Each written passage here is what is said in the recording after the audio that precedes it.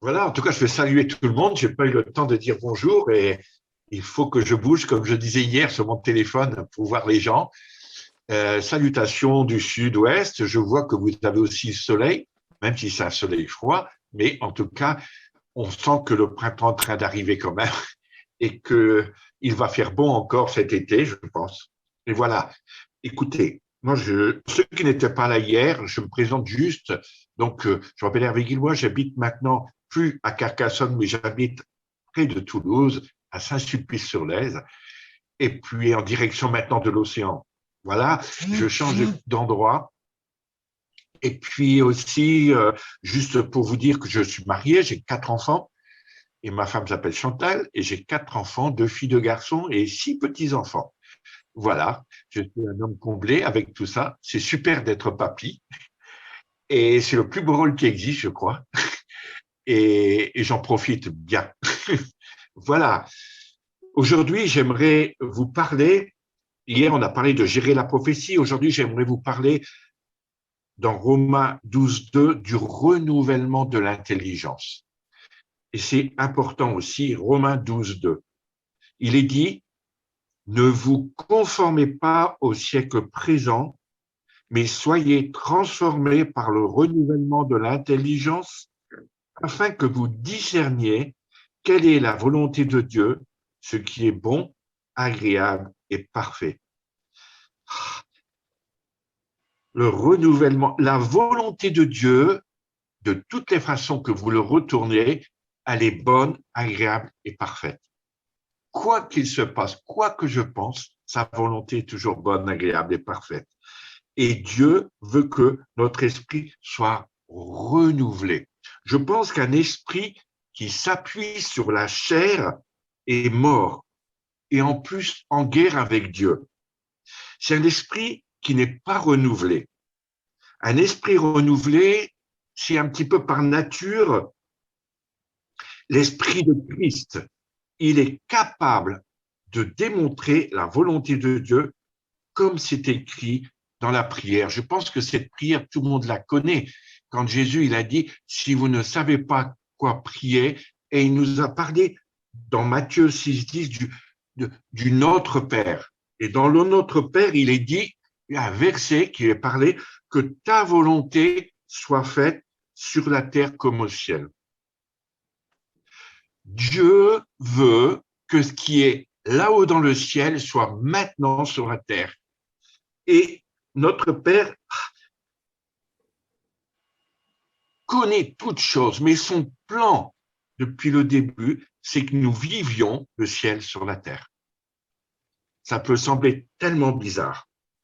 Et pourtant, aujourd'hui, est-ce qu'on peut dire qu'on vit ça concrètement? Et c'est ça qui est important. Nous ne le vivons pas, ce verset, ce qu'il a dit, de vivre pleinement la puissance de Dieu. Quand on regarde dans le ciel et si on analyse, tout est parfait là-haut, n'est-ce pas? Avec lui. Jésus a tout accompli à la croix. Vous êtes toujours d'accord avec moi? Il est ressuscité, puis il est monté au ciel, puis il a répandu le Saint-Esprit pour communiquer avec nous.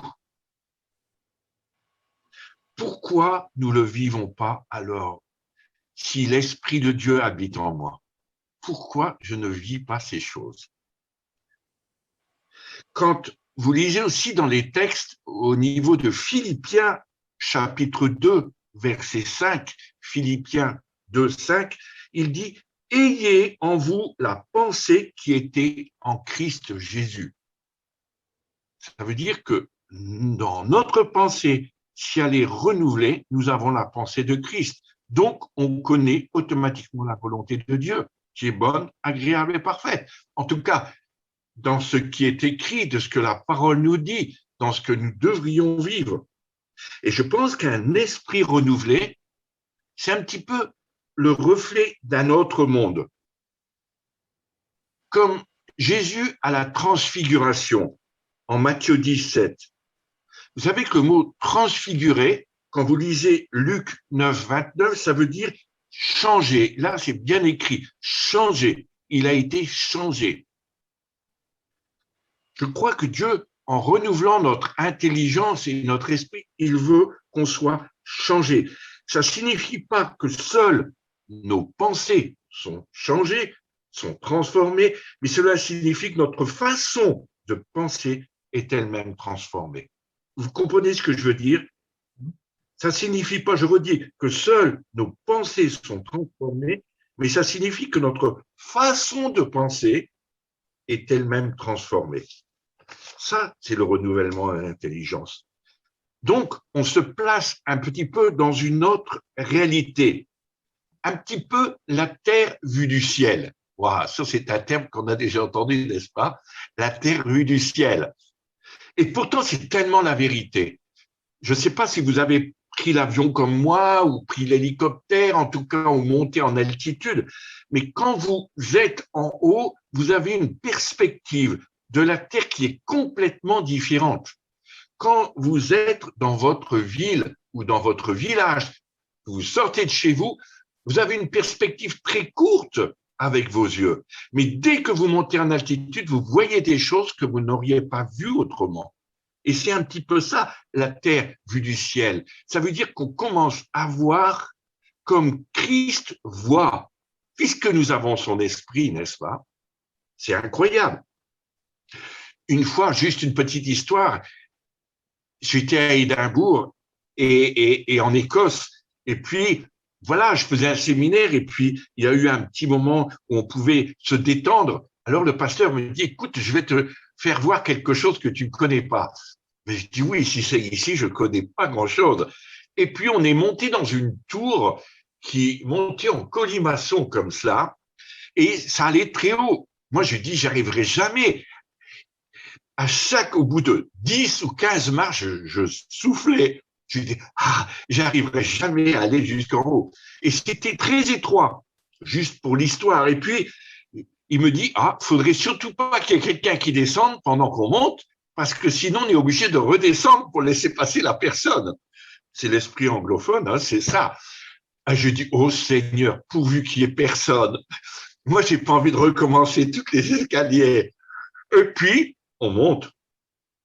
Et d'un seul coup, bien sûr, il y a une personne qui était dans l'escalier, et c'était une femme très forte. Je dis, là, on passe pas à deux. Mon ami, qui est pasteur, il n'est pas très gros. Il a réussi à passer en prenant des risques dans le colimaçon, mais il est passé. Puis après, il dit, Hervé, tu viens? Je regarde, je dis, Seigneur, pourquoi tu m'as fait ça? Je dis, je t'avais prié. Et puis, je dis, mais comment je vais faire? Et la dame était assez en colère parce que je voulais passer, moi. Mais elle était plaquée au mur, mais on ne pouvait pas passer. Puis j'ai une idée, je dis, je vais passer au niveau de ses jambes, c'est moins élevé, je pourrais passer. Et je suis passé comme ça, au niveau de ses jambes. Elle était d'une colère après moi. Mais je ne suis pas redescendu, je suis monté. Bon, ça, c'était toute l'histoire. Et d'ailleurs, lui, il riait. Alors que c'est un Écossais, ils retiennent un peu les anglophones, mais il riait. Puis, on monte là-haut. Au bout d'un long temps, on y arrive.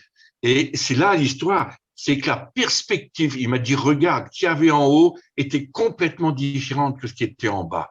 J'avais toute la vue sur Édimbourg. Je voyais la mer, je voyais tout ça parce que j'étais très haut. Et j'ai dit, mais c'est incroyable. Et Dieu me dit, mais tu vois, Hervé, tu as eu du mal à monter jusqu'à là-haut, hein. Tu en as bavé quelque part. Et pourtant, regarde maintenant la vue que tu as.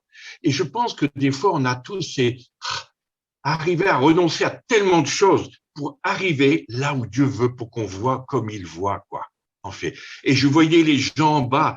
Je dis, ils étaient tout petits, mais je voyais quelqu'un qui courait. Je dis, il va tomber dans le trou parce qu'il ne voit pas. Je criais, il ne pouvait pas m'entendre.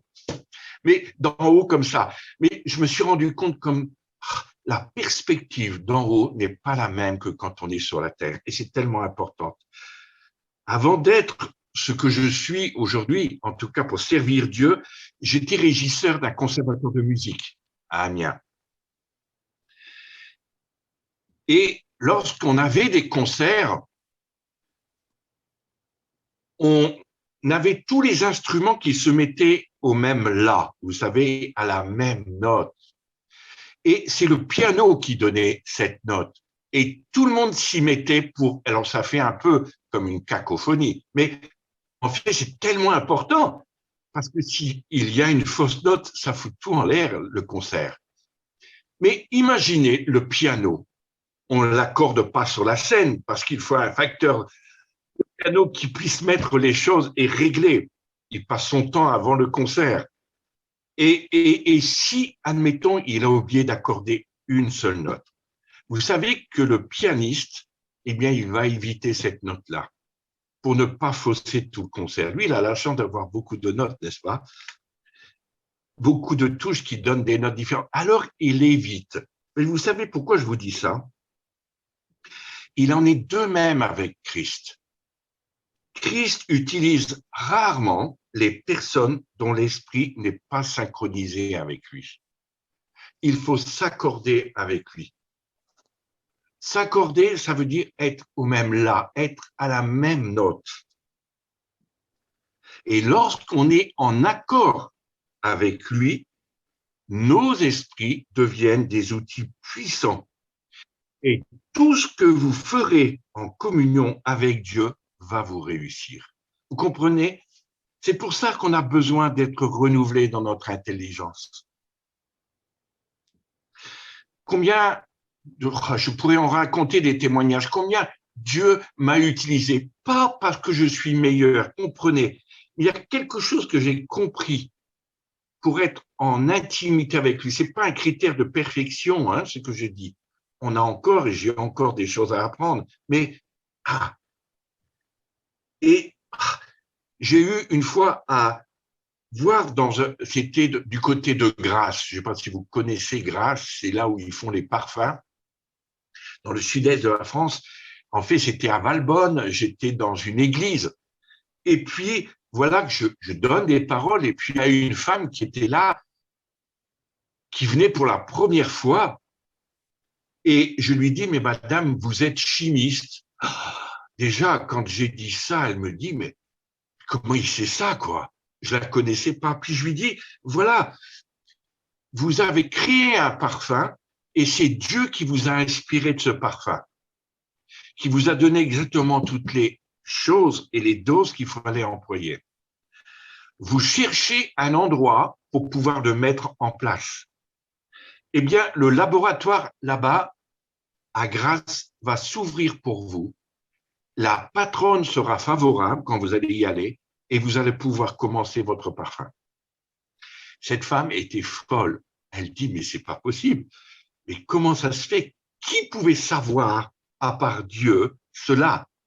Et puis, cette femme l'a fait. Elle est allée là-bas au centre de parfum à Grasse et puis ils l'ont reçue à bras ouverts, alors qu'en général, il faut vraiment des enquêtes, savoir qui est la personne et ainsi de suite. Et son parfum est sorti. J'ai eu le droit qu'à la photo du parfum, du flacon. Mais c'est dommage. Cette femme ne me l'a pas envoyé. Un extrait, je reviens un tout petit peu, moi. Et c'est un parfum qui se vend très, très cher. Et c'est des gens dans les pays arabes qui le prennent parce qu'ils ont beaucoup d'argent. Et là, j'étais très déçu un peu. J'ai dit, mais quand même. J'ai dit, alors elle a gagné beaucoup, elle gagne beaucoup d'argent. Maintenant, elle en a refait un autre. J'ai appris tout récemment. Et on voit que comment Dieu connaît. Quand on est renouvelé notre intelligence, il peut nous utiliser pour les autres, mais aussi pour nous-mêmes. Il peut nous changer, nous donner de voir les choses que lui voit et les accomplir sur la terre. Et ça, c'est pour tout chrétien. Bien sûr qu'il y a des dons, des ministères. Je ne mets pas en doute tout ça, je suis d'accord avec vous. Souvent, on me l'a reproché, mais toi, Hervé, tu as le ministère. Je dis, mais quand même, c'est tout chrétien qui est renouvelé dans son intelligence. Tout chrétien doit avoir la pensée de Dieu, n'est-ce pas? Comme on a cité beaucoup de versets tout à l'heure. Nous pouvons voir, je crois, les choses spirituelles qu'avec les yeux du cœur. C'est important. Si tu as Christ en toi et que tu es rempli de son esprit, tu peux vivre ces choses. Je crois qu'un esprit renouvelé permet au royaume de Dieu d'exister sur la terre comme au ciel. Et je crois Et là, je vais vous choquer. Tant pis, j'aime faire des chocs aussi, hein. C'est le rôle du ministère prophétique. Beaucoup trop de chrétiens imaginent Jésus comme un intellectuel médiocre, d'autres comme un analphabète impulsif, d'autres comme un petit homme faible, dépressif, qui n'a pas pu sauver sa vie. De dire, mais moi, j'ai jamais pensé ça de Dieu. Et pourtant, nos comportements veulent dire cela. Notre façon de vivre aujourd'hui, le royaume de Dieu sur la terre, nous font dire que Christ n'a rien fait, quoi. Et on remet tout en question. Alors, c'est une grande. Jésus, il est tout l'opposé de ce que je viens vous dire. Il est maître intellectuel, dit la parole de Dieu. Ses pensées sont créatives, elles sont glorieuses. Son sourire est brillant. Je cite ce que la Bible dit. Toute sa personnalité rayonne de la gloire de Dieu. Les enfants l'aiment. Son onction attire les foules.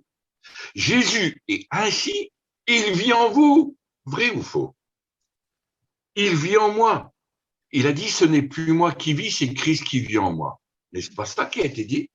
Et si c'est Christ qui vit en toi, alors, pourquoi tu vis aussi pauvrement et aussi malheureux, aussi dépressif, surtout dans les périodes où nous sommes? Je crois que le renouvellement de notre esprit démarre avec notre nouvelle identité, obtenue à la croix. Nous étions esclaves du péché, maintenant nous sommes esclaves de la droiture. Nous devons supporter cette réalité dans notre vie. L'apôtre Paul, dans sa lettre à l'église de Rome, appuie sur cette vérité. Et il dit en Romains 6:11, ainsi vous-même considérez-vous morts au péché. Je crois que c'est une attitude, une façon de penser, une preuve de repentance.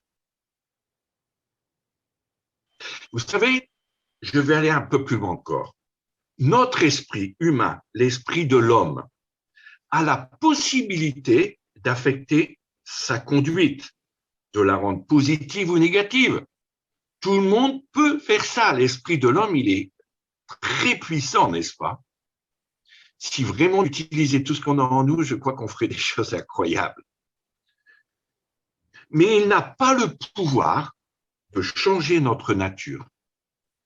Cela se fait uniquement et seulement quand nous renaissons à une vie nouvelle. Comme Nicodème, quand les gens font l'expérience de la nouvelle naissance, ils sont complètement transformés, vrai ou faux, jusqu'au plus profond d'eux-mêmes. Et je crois que ce n'est pas l'apparence extérieure qui va changer en premier. Dieu s'installe dans nos cœurs et commence à nous transformer de l'intérieur. Je crois que la religion travaille l'extérieur. Si elle peut apporter la conformité, elle n'est pas capable de transformer. Vous comprenez cela? Et beaucoup trop de gens sont attachés à cet esprit religieux et c'est pas ça qui va les changer. C'est pas parce que je suis dans une église évangélique que je vais changer. C'est pas parce que je suis à tel ou tel endroit. Mais il faut que Dieu puisse changer et renouveler notre esprit, notre intelligence pour qu'on puisse comprendre et vivre ces choses. Vivre cette transformation totale. Je pense que c'est là que ça se passe. Souvent, on dit, donne ton cœur à Jésus. Et j'ai toujours ri parce que j'ai dit, je voyais sortir mon cœur et le donner. Je dis, non, on devrait dire, donne ta tête à Jésus, quoi. Parce que c'est là le renouvellement de l'intelligence qui va nous faire changer nos comportements, n'est-ce pas?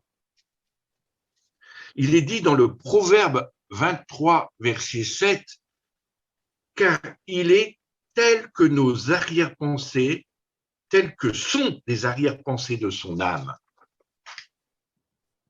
Quand nous devons nous considérer comme morts au péché, c'est plus qu'une suggestion à penser de façon positive dans nos conversations. C'est une invitation à rentrer dans la force vive d'une réalité rendue accessible seulement au travers de la croix. Je crois que le pouvoir surnaturel de cette façon de penser crée en nous un style de vie qui nous a franchis. Et cela est rendu parce que c'est la vérité, tout simplement. La parole est la vérité. Dire que nous avons péché, c'est vrai. Mais dire que je suis libre du péché est encore plus vrai. Et je pense qu'un esprit renouvelé est nécessaire pour que nous puissions goûter à la vie surnaturelle. C'est ce que Dieu a préparé pour nous. C'est la vie chrétienne normale. Alors, est-ce que beaucoup de personnes ne sont pas nées de nouveau? C'est une grande question. Moi, je me suis posé la question, quand des gens ne changeaient pas, est-ce qu'ils n'ont pas eu leur esprit, leur intelligence de transformer pour qu'ils puissent vivre le ciel sur la terre? Est-ce qu'il n'y a pas eu quelque chose qui n'a pas été fait? Est-ce qu'on a adhéré à un système, à une religion? Donc, comme je disais tout à l'heure, mais la religion ne peut pas nous changer. C'est super, dans cette église, on est bien. Oui, mais ça ne change rien. Et je crois qu'il y a beaucoup de gens qui sont prisonniers parce qu'ils n'ont pas été touchés au fond d'eux-mêmes. Ils n'ont pas laissé l'esprit transformer leur intelligence. C'est pour ça qu'il y a beaucoup de choses du passé qui reviennent souvent à la surface. Et je pense que c'est pour cela que je voulais vous parler de ce renouvellement de l'intelligence, pour pouvoir voir comment Dieu veut que nous voyions, vivre comme Dieu a prévu depuis toujours pour nous tous. Vivre cette grandeur de Dieu, cette puissance de Dieu, savoir que même dans les petites choses, Dieu va bénir. Tout n'est pas fait de grandes choses, vous savez. Souvent, on attend des grandes paroles et si j'avais… Mais non, même dans les choses du quotidien, vous savez.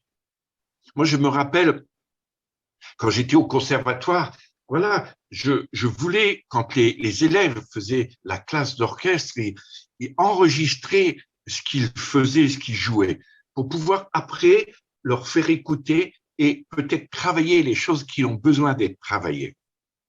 Alors, j'enregistrais. Puis un jour, voilà que les micros tombent en panne juste le jour où le concert allait commencer. C'était terrible. J'ai dit, et j'ai prié, je dis, Seigneur, écoute, c'est pas juste. Je peux même pas enregistrer. Là, je vais avoir des problèmes parce qu'on ne pourra pas travailler après. Une fois que c'est passé, on peut pas.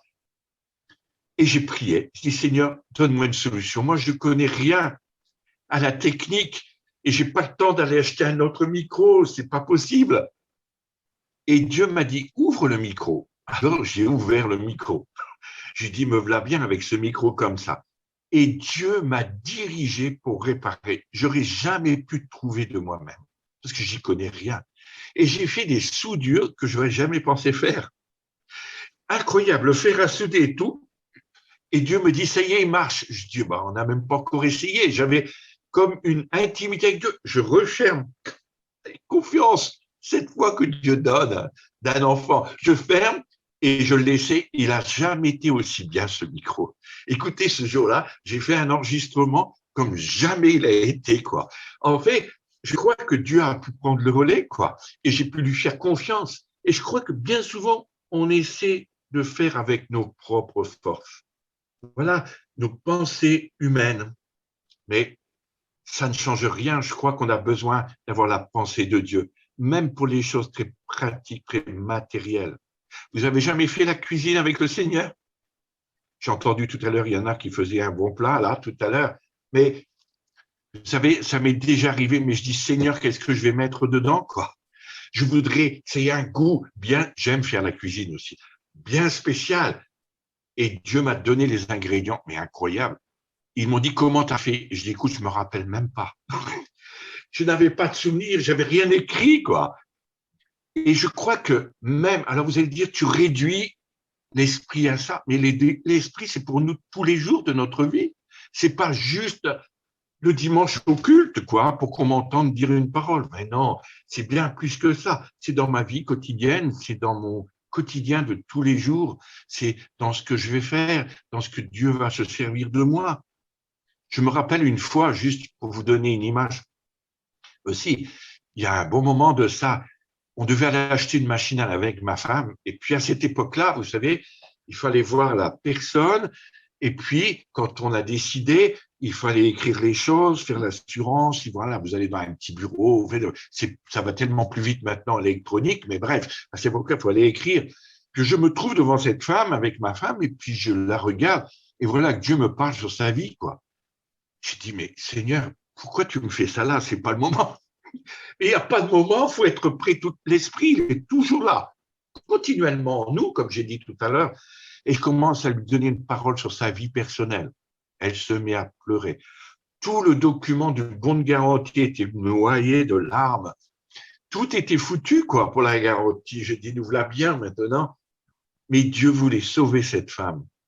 En fait, ma machine a duré longtemps encore après. Hein. Je l'ai gardée sans garantie presque, parce que le papier, bon, voilà. Et je pense que Dieu veut nous utiliser, même quand tu vas faire tes courses ou même quand tu croises quelqu'un, quoi, tout simplement. Une autre fois, c'est pas si vieux, j'étais avec des jeunes, et puis, bon, c'était une église, puis les jeunes m'ont décidé de m'inviter à manger. Alors, bien sûr, c'est au McDo, quoi, mais bon, c'est pas mal quand même, mais c'est pas mon quotidien à moi, mais ça fait rien. Alors, on y va, puis on passe par un chemin, je les suis, ils sont tout heureux que je vienne à leur invitation. Et puis, je dis, moi, je veux pas passer par ce chemin, j'ai envie de passer par un autre chemin. Oui, mais c'est plus court, ils disent là. Oui, mais ça va nous faire un détour. Je dis, je sais pas pourquoi, il faut que je passe là. On passe là, qui on rencontre? Un clochard. Un homme, pardon, un nécessiteux, un homme qui a des besoins. Pardon, parce que le mot clochard, j'aime pas trop non plus. Voilà, un homme sans domicile fixe était là et assis avec sa bouteille de vin et tout, et puis je m'arrête à lui et je le regarde et Dieu me donne une parole pour lui. Cet homme, il se lève et il se met à pleurer. Dieu avait raconté sa vie, du pourquoi il était là et que sa vie pour lui était foutue parce que, je disais tout à l'heure, l'esprit humain peut donner négatif ou positif comme il veut et lui, il était tombé très bas. Et cet homme a été bouleversé. J'ai prié pour lui. Les jeunes, ils se demandaient si c'était du lard ou du cochon. Je ne sais pas comment on dit, mais ils étaient surpris. Et je dis, mais si j'avais pas écouté l'esprit à ce moment-là, de passer par ce chemin, sans même savoir ce qui allait se passer, je n'étais encore au courant de rien. Pourquoi? Parce que Dieu avait des plans pour cet homme. Et je pense que personne ne lui aurait parlé autrement, parce qu'il était là tout seul. Peut-être qu'on n'aurait même pas osé. Peut-être qu'on lui aurait donné la pièce, mais à quoi ça aurait servi si ce n'était pas la parole de la vie? Et je pense que ça ne peut fonctionner que si on est renouvelé dans notre intelligence. C'est-à-dire qu'on est en communion avec le ciel, quelque part avec le Seigneur, et qu'on peut voir avec cette perspective que Dieu voit, qu'il connaît, qu'il discerne, qu'il veut nous expliquer, nous faire rentrer. Et sa volonté, c'est ça. Depuis le début, je ne vous laisserai pas orphelin, mais je vous enverrai mon esprit. Et je serai tous les jours avec vous jusqu'à la fin. C'est bien ce qu'il a dit, n'est-ce pas? Ça veut dire qu'il ne nous quitte pas. Même quand je fais des choses pas justes, il est là quand même. C'est terrible. Mais pourtant, ça peut changer tout notre comportement peut-être, toute notre façon de marcher, de fonctionner, peut-être de vivre aussi notre foi avec les autres, de vivre cette communion les uns avec les autres, de sentir quand peut-être il faut que j'appelle tel frère ou telle sœur. Peut-être c'est important pour lui. Et lui ne m'appellera jamais, mais peut-être que Dieu va te montrer des choses comme cela. Et moi, je crois que c'est tout ça que Dieu est en train d'amener à la lumière et il veut nous faire rentrer dans cette dimension du renouvellement de l'intelligence. Vous comprenez pourquoi, pour moi, Romains 12.2 est un des versets tellement puissants si on le comprend et si on laisse faire l'esprit en nous. Et ne vous attachez plus à la religion, mais à Jésus simplement. Et même dans les moments où tout est perturbé, vous serez bien parce que vous saurez qu'il est avec vous. Vous ne serez jamais seul. Et tout ça, c'est très important. Donc voilà, tout ça, c'est ce que je voulais vous partager. J'ai fait vite, hein. J'espère que je n'ai pas été trop rapide. Mais je voulais vous partager ça parce que demain, vous parler un peu plus de la marche, comment et aller de plus en plus loin, vous choquer un peu plus encore et on va voir. Voilà. Est-ce que ça va? Oui, ça va.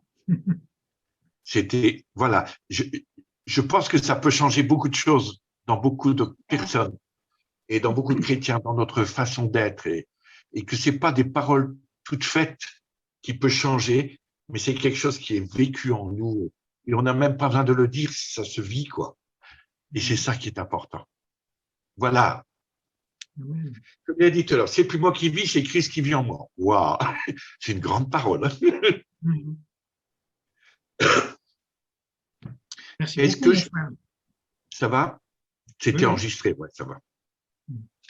Voilà, alors je ne veux pas aller plus loin dans le renouvellement de l'intelligence. On pourrait raconter beaucoup de témoignages, j'aurais pu faire beaucoup de choses, mais je pense que c'est des expériences que chacun peut vivre qui est important. Et c'est à nous, personnellement, de le faire. C'est même pas le pasteur qui peut nous faire rentrer dedans. C'est nous, avec Christ, quoi. Laisser l'esprit. Et c'est ça qui est important. C'est entre nous et le Seigneur. Et après, notre vie va être magnifique. Tu te rends compte, quand tu vas te retrouver dans l'église, tu vas commencer à vivre les miracles, les guérisons, de grandes choses comme ça. Tu vas avoir un amour qui va déborder pour les autres. Waouh, plus de critiques, plus rien. C'est super, quoi. En tout cas, nos pensées deviennent tellement celles de Dieu, quoi. Comment Dieu nous voit, qu'est-ce qu'il voit aujourd'hui. C'est incroyable.